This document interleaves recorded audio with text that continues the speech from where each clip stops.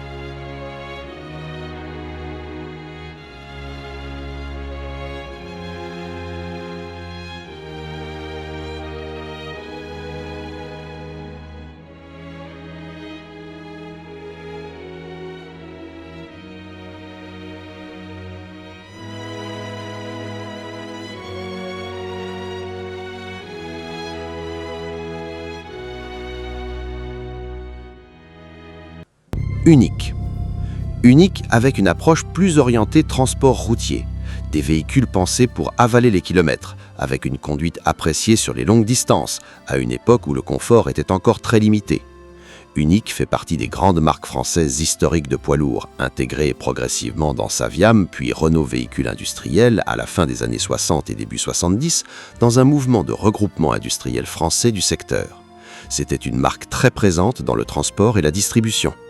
Et pour certains enfants de l'époque, c'était simplement un camion qu'on voyait régulièrement, sans vraiment connaître la marque, mais qui restait en mémoire.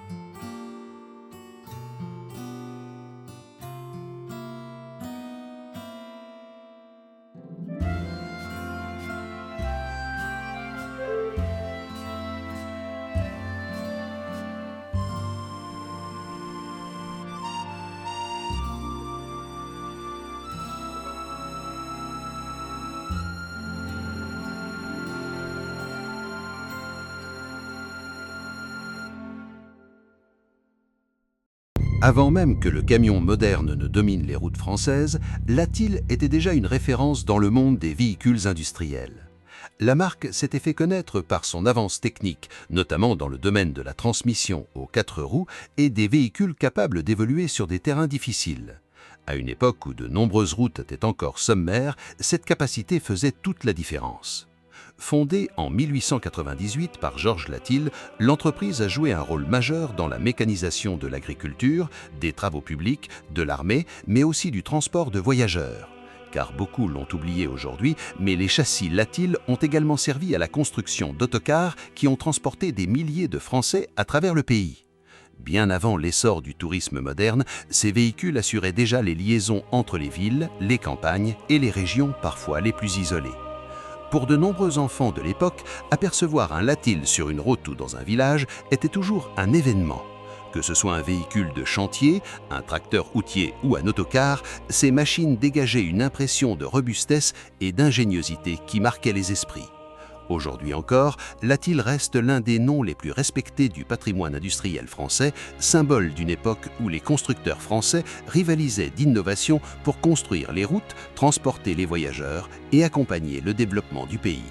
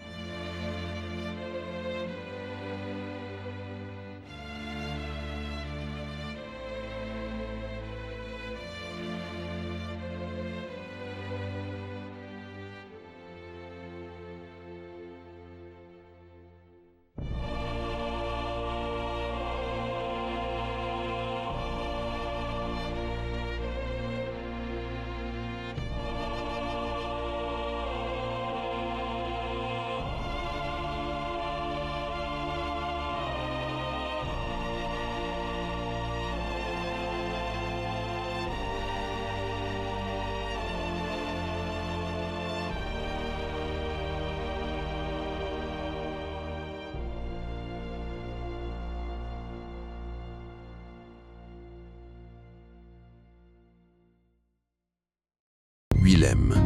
Willem était dans une catégorie à part.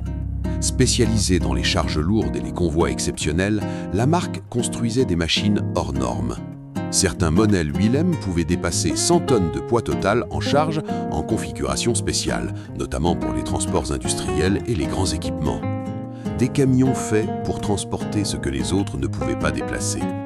Même enfant, on comprenait instinctivement qu'on avait affaire à quelque chose d'exceptionnel.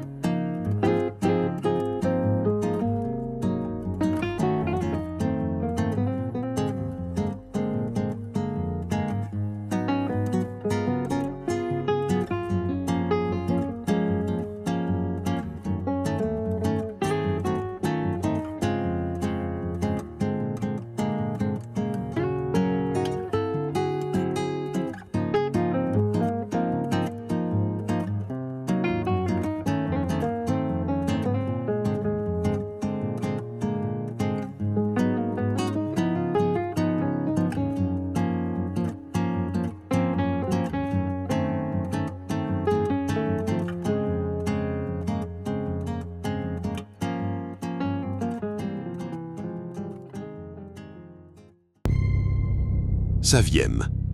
Saviem représente une autre période, une époque de transition où le transport devient plus organisé, plus moderne, plus répandu. Saviem est créé en 1955 et devient rapidement un acteur majeur représentant une part importante du marché français du poids lourd dans les années 60 et 70 avant la fusion avec Berliet en 1978 pour former Renault Véhicules Industriels. C'était le camion du quotidien, celui qu'on croisait sans forcément y faire attention, mais qui faisait totalement partie du paysage.